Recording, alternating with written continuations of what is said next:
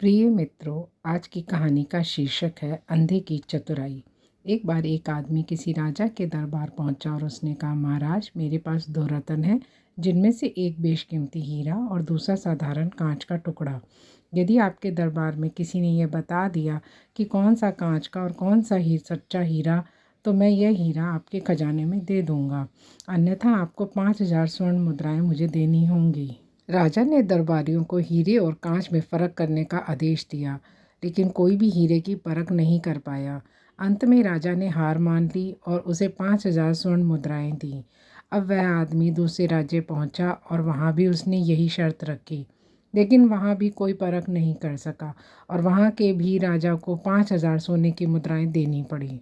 इसी तरह वह आदमी कई राज्यों में घूमता रहा और अपनी शर्त रखता। हर बार वह स्वर्ण मुद्राएं जीतकर आगे बढ़ जाता। उन दिनों सर्दियों का समय था और एक राजा ने अपने दरबार खुले मैदान में लगाया था, ताकि दरबारी धूप का आनंद लेते हुए कामकाज निपटा सके। वह आदमी दरबार में पहुंचा और अपनी शर्त दोहराई। यहाँ भी राजा ने उसकी चुनौती स्वीकार कर ली। राजा ने विद्वानों को भी असली और नकली हीरे में फ़र्क करने का आदेश दिया, लेकिन यहाँ भी कोई फ़र्क नहीं कर सका। राजा उदास हो गया और उसने खजांची को खजाने में 5,000 मुद्रा लाने का आदेश दिया। तभी एक दरबारी जो जन्म से अंधा था, उसने कहा, महाराज, खजांची को भेजने से पहले एक बार मुझे इन हीरों को परखने का अवसर दिया जाए। राजा तैयार हो गया। वह अंधा दरबारी बारी बारी से दोनों को छूकर एक टुकड़े की तरफ इशारा करके बोला, महाराज, ये है सच्चा हीरा और दूसरा वाला साधारण कांच का टुकड़ा, जिसका कोई मोल नहीं।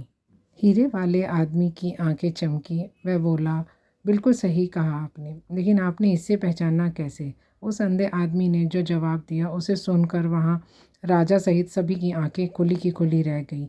वह बोला, जो भी सच्चा हीरा होता है वह धूप में भी ठंडा रहता है, जबकि साधारण कांच थोड़ी सी गर्मी मिलते ही गर्म हो उठता है। बिल्कुल हम इंसानों की तरह। दोस्तों, यदि हम बड़ी सफलता मिलने पर दिमाग से शांत रहते हैं तो हम उच्च कोटि के इंसान हैं, और यदि हमारा दिमाग थोड़ी सी सफलता मिलते ही 7वें आसमान पर उड़ने लगे, तो यह समझने की ज़रूरत है कि कहीं हम उस सस्ते और साधारण कांच की तरह तो नहीं। यदि हम इस फ़र्क को समझ पाएँ तो हमारी छवि एक बेहद लोकप्रिय इंसान की होगी। आप सभी को यदि ये कहानी पसंद आए तो प्लीज़ मेरे चैनल को लाइक, शेयर एंड सब्सक्राइब कीजिए।